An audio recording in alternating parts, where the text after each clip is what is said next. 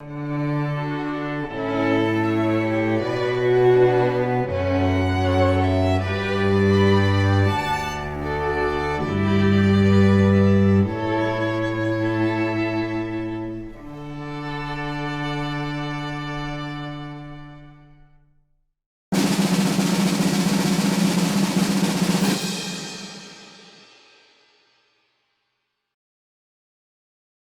answer is yes. This is ThinkTech, in case you're wondering. And it's the 12 o'clock block here on a given Thursday. We're talking about history. History is here to help with history professor Peter Hoffenberg. And we're talking about global authoritarianisms. Hi, Peter. Thank you for coming on the show. Of course. It's always a pleasure. Good to see you.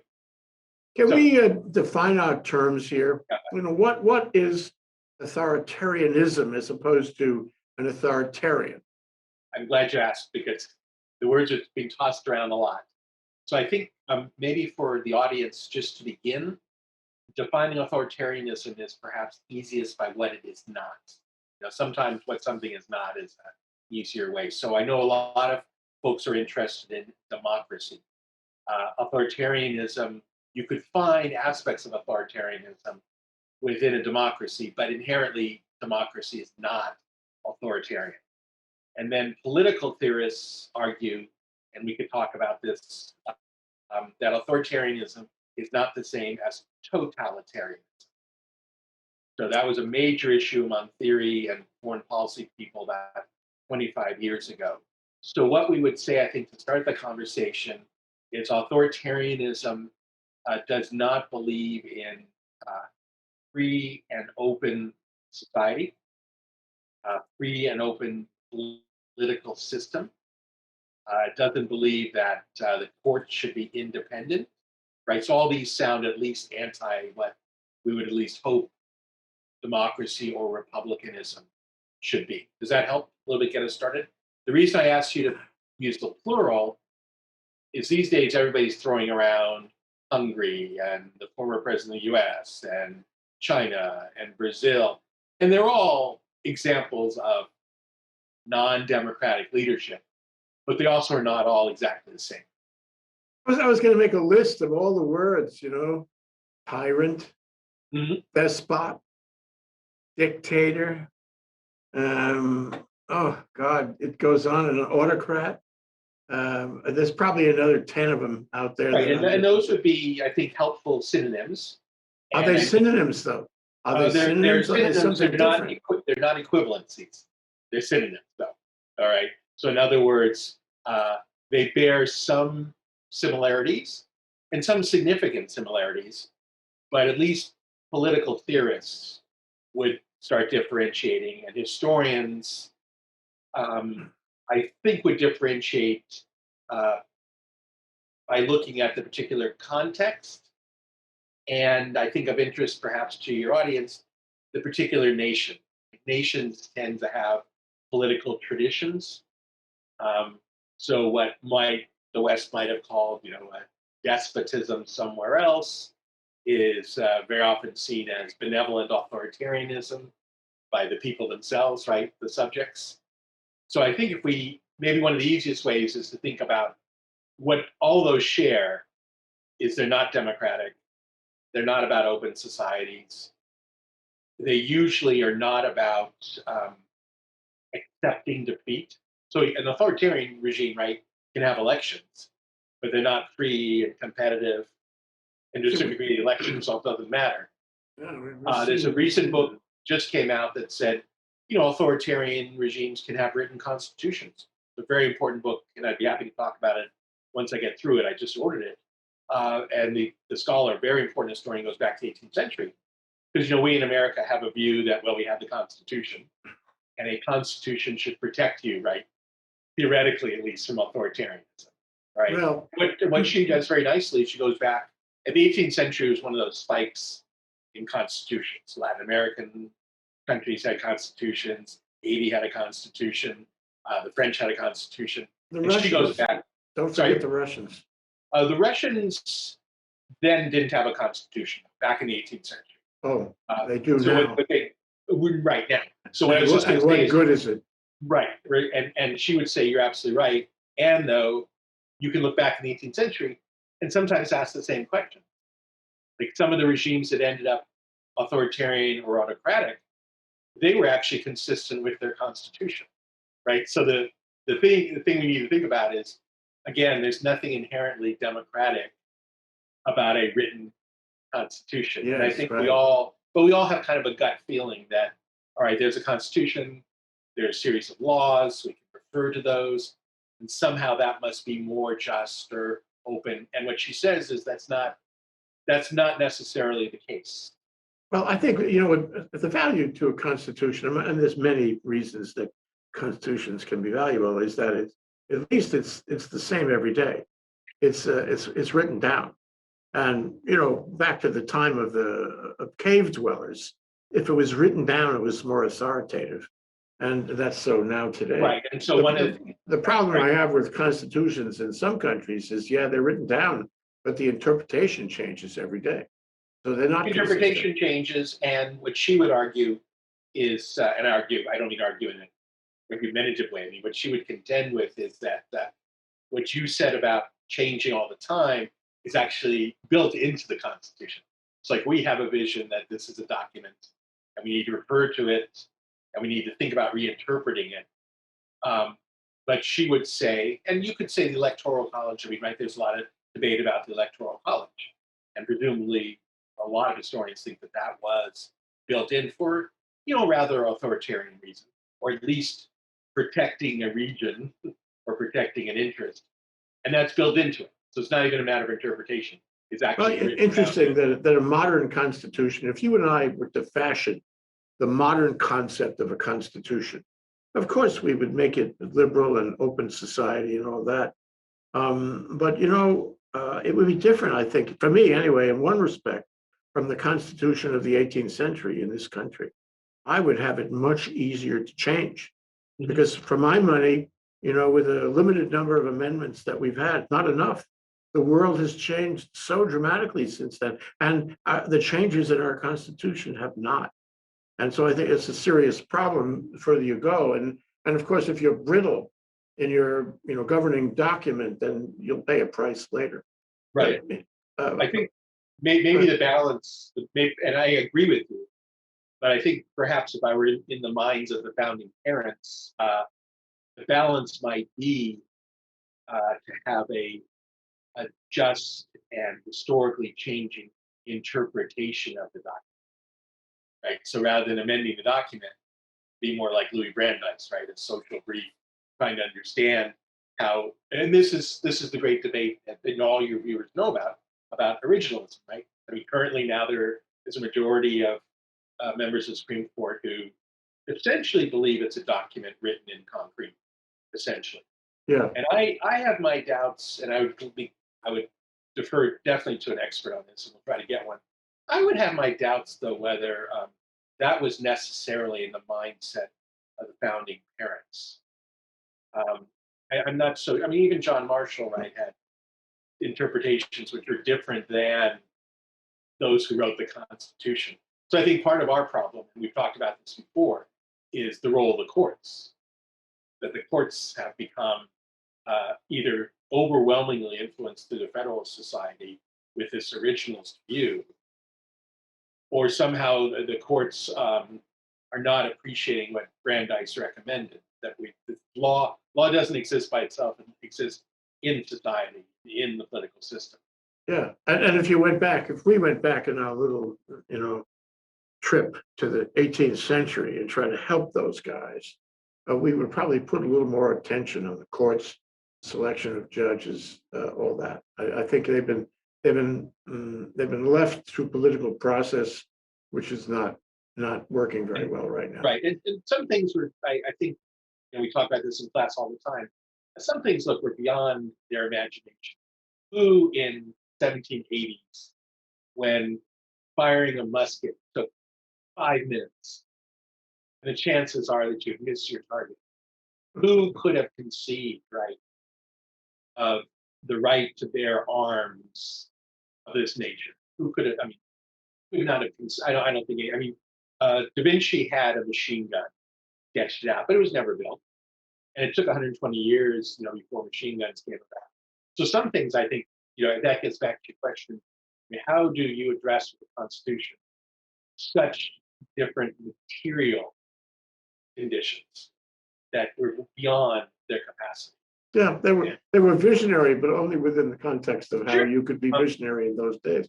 But let Right. me ask you this question, it's dwelling on my mind since you started, and that is, if I look back, as I cannot, but you can, because you're an historian, if I look back down the centuries, and look at the incidences in which we had authoritarian regimes, and, and I'm not limiting it to the U.S. or Mhm. Europe, the whole world, versus the incidences in which we had, what do you want to call it, open governments, arguably democratic governments, governments that were not authoritarianisms.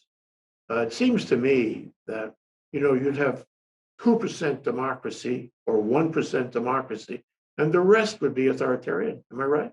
Well, I'm glad you mentioned that because I usually don't do my homework for this show. I like to show up with a fresh shirt. But that is It's okay. It's okay with me. Okay. I mean, the shirt is clean. That is one thing that I was worried that your audience would know this already. So I don't want to sound banal. But to answer your question, absolutely right. Democracy is the exception. Enduring democracies, that is more than one generation. I know you want to talk in the future about democracy in the ancient world. That didn't last very long either. So I think you're absolutely right about the incidents, and that's probably a good term, that a majority of systems have not been open, not been democratic. Clearly, an overwhelming majority would be under that large rubric, authoritarian, without open societies and open political systems, without a doubt. Um, so the conclusion would be why, or at least the question would be why. Yes. Secondly, if we do look at the examples as historians, can we try to figure out why they failed as democracies? Yes, that's my next question. And that has been an issue for. I'm a Western historian, so I do. One of the reasons I asked Jeffrey to come talk about China. So I'm only going to talk about the West. Okay.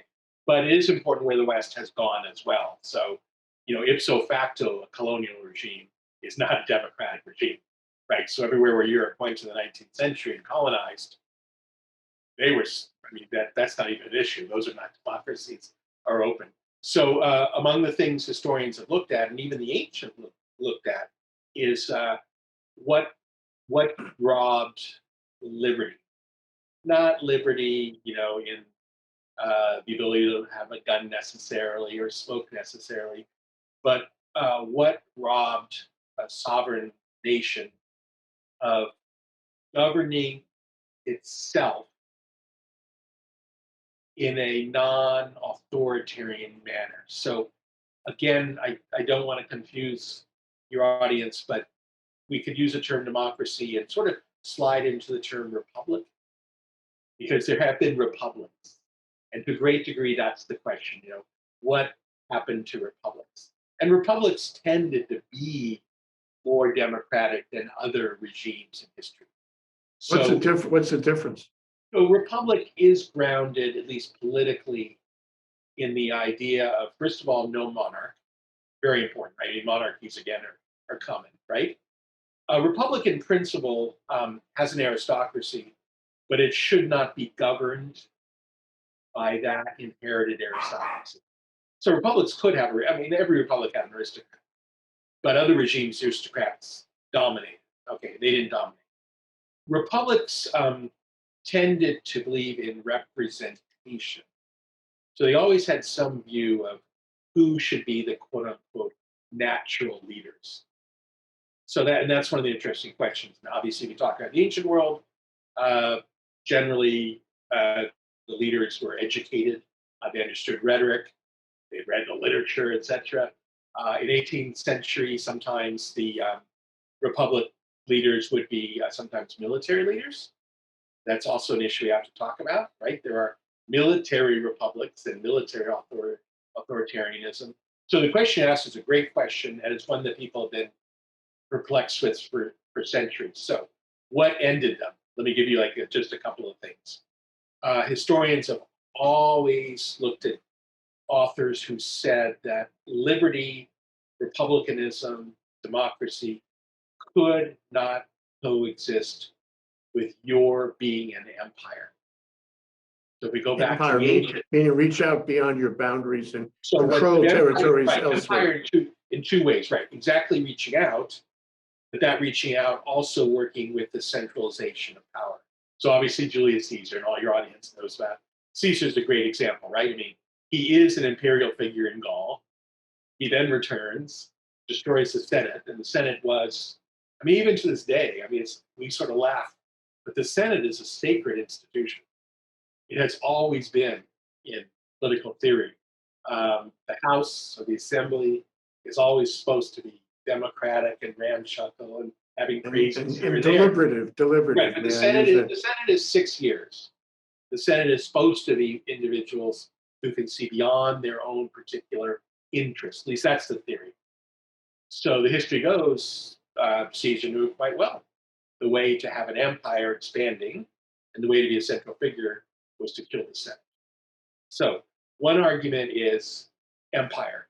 And that, of course, has been a major issue in American history, right? What happens when the US becomes both a continental power, internally colonizing, and then, of course, overseas. And the examples are kind of obvious, right? I mean, the tragedy of the war in Vietnam, what that did to authoritarianism at home, right? Democracy at home, French republicanism, what happened in Haiti. So one example would certainly be having an empire which encourages anti-democratic rule. So that's one thing for sure. Secondly, commentators, and these certainly go back at least to the 18th century, would talk about scale. Republics seem to work in city-states. Venice, Athens, Geneva. But can a republic work, and I don't mean this in a banal way at all, where the scale is large geopolitically, and so probably if it's geopolitically large, it's going to be ethnically diverse. Mm. And I'd like your audience to think along with me for a minute, not in racial terms, but in ethnic terms. And most of these political regimes we're talking about have a dominant ethnicity. It's not a dominant race. Russians are not a race. Russians are an ethnicity, right? Turks are not a race. Turkic is an ethnicity. The Han in China. And I think theorists would say that once, these ethnic groups, and I'm pretty even in blaming everybody, right? I mean, obviously Anglo-Saxons, obviously, but once ethnic groups take on a scale and take on a diversity, right? I mean, you're seeing it in China today, the suppression in what is, allegedly a renegade province, but it's also a different ethnicity. It's not a Han province. And everybody, all your readers and viewers know about Turkey and Armenia, that tension. And there are a lot of reasons the massacre and genocide occurred, but ethnicity helped propel it. So having an empire or trying to have an empire, foreign rule, having a republic which is large, too large to handle, and having a republic which requires you to negotiate multiple ethnicities. And that may be where, republicanism and democracy ideally, multiple ethnicities should not be an issue. One person, one vote, one person, one vote, regardless of their ethnicity. So you're talking about the failure of management. If you take too many bites, if you bite off more than you can manage, then you're putting your democratic or Republican system at risk by doing that. So expansion into empire is a dangerous business for the whole empire. Yeah. Oh, I would think so. And even, I mean, you studied up American history. Remember Schlesinger and the imperial presidency, and that was an attempt to see, Cold War, Vietnam, Central America, etc., not just as a foreign policy issue, but as a way to strengthen the executive. And republics do not do well if you are an open person with a strong executive at the expense of other things, right? I mean, a strong executive and a strong Senate, that matters. And that's why I just threw a little bug into the system by asking your viewers to think about military republics. Those have also been very common. And those often go back to the way in which a society got its freedom or the way in which a constitution was formed. Yeah. And my students laugh at me and they think I'm an old fart. But if you look at American history, Washington resigning his military commission as the victorious leader, the first victorious decolonizing army, resigning that, and I'm putting aside everything else about him. We know about the Michigas and the difficulties with him, but then running as a citizen, right, a non-military. That's one of the differences. If you look at the 18th century Constitution, is they're often filled with liberators, Simon Bolivar, etc., becoming the executive, but becoming the executive fully dressed in military garb, really commanders in chief. So not sitting in the White House, studying and telling your general to do something, but being the general. And so for my interest, just last sentence for my interest, because I'm very interested in war and peace, one of the problems has been the inability for republics and constitutions to separate out the armed forces as much as possible an independent unit under the guidance of Congress and the president. It's been a big problem for the French for years. De Gaulle, of course, was a general, and he continued to wear, even late in his life, he finally got to civilian clothes. French clothing is so beautiful, I can't imagine why anybody in Paris would wear a uniform instead of a suit. But he was still General de Gaulle, right? Well, a couple of things come to mind. Number one is, it seems to me that, of course, we weren't there. Maybe you have a better insight into it, but I imagine for all his power as a former, successful general in the Revolutionary War, he didn't have as much day-to-day control, or rather, day-to-day decision making to do as a president in our country now. Simply because our country is so much more complex, that communications are so much more instant, that the president of this country is much more powerful than then or anytime since then. And it's just the way things have worked because people look to him or her to make specific decisions on the drop of a hat. I mean, we see presidential actions to deal with circumstances that have arisen 30 minutes ago. It's quite interesting how everybody looks to the president. So the president has become kind of, I wouldn't say a military leader, except maybe in the case of Trump. And I'd like to mention that in a second. Okay. But I think that the president has much more immediate power than we ever imagined, that George Washington ever imagined. The other thing is, it seems to me that that if you look back down the road, what you see is an evolution in this country that is heading toward what's the word of our show? We have authoritarianism. Authoritarianism. I mean, it's part of the same thing I was describing. And thus, I have the feeling, and I'd like you to correct me if I'm wrong, that it's more natural to go from this ephemeral democratic republic kind of government back to authoritarianism.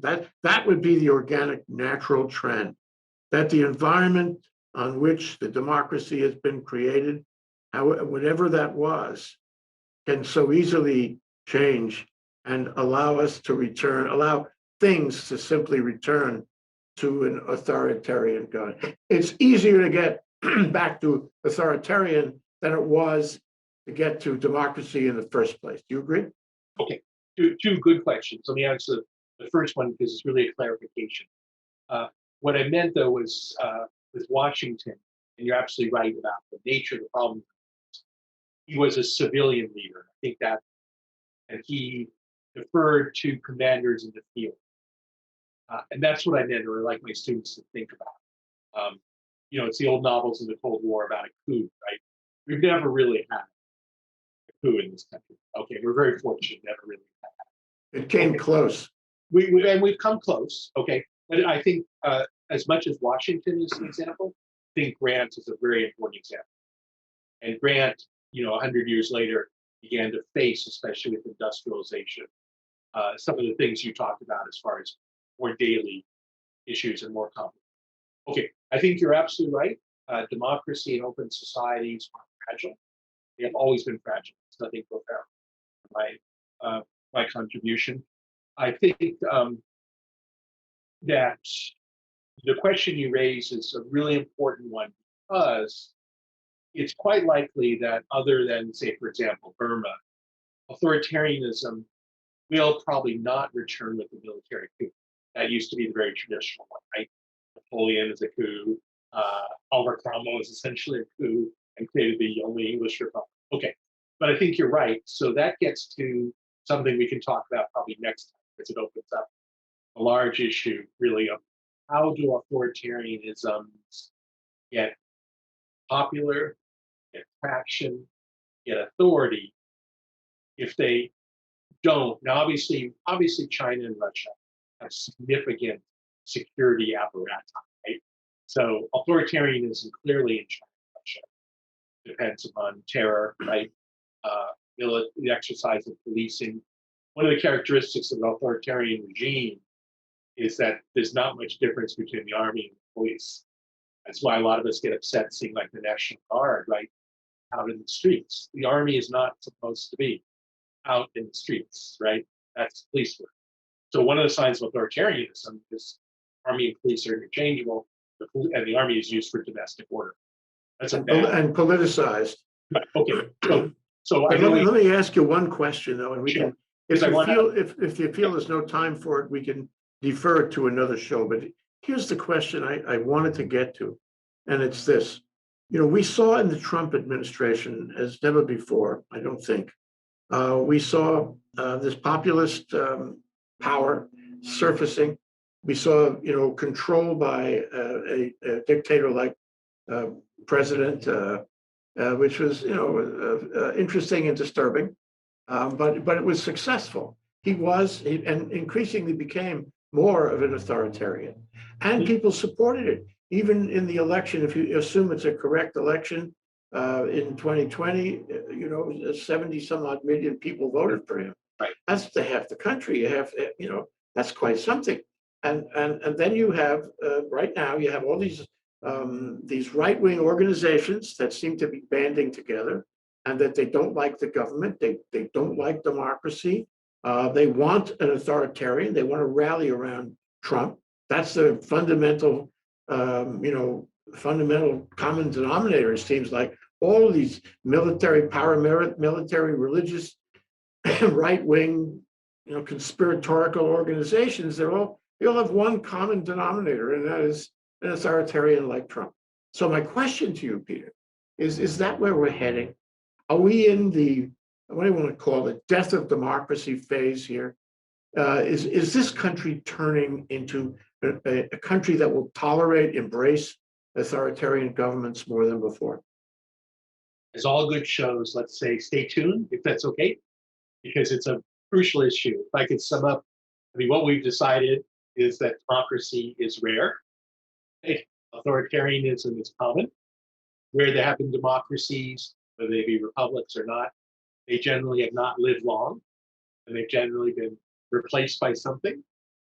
So let's take those, and I'll come back, and we'll talk about our future and how answering those questions can help with our future. Because you opened up an important issue, which we have to give more than 15 seconds just.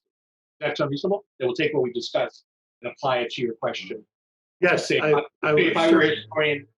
we were living in the 23rd century, where would we place America in our historical pilgrimage? Ancient Greece, the Renaissance, France was a republic, England was a republic for 11 years, a democracy. Okay, let's chat about that. I think there's some important possible answers. Like, me, I don't want to give just one answer. I don't believe it. but there's several. Tolstoy said, "Don't be a hedgehog, and don't be a fox." So don't be a fox that sees 1,000 hedgehogs, and don't be a hedgehog that sees only one big fox. So we'll be somewhere in between a hedgehog and a fox. Okay, Peter, and I look forward to that. I can hardly wait. This is going to be a very important discussion. I have so many questions bubbling around in my mind about it. Okay, Peter Hoffenberg, history professor. thank you very the much. progenitor of the show, History is here to help. Thank you so much, Peter. Always a Looking pleasure. forward. Take care. Take care. Be well. Aloha.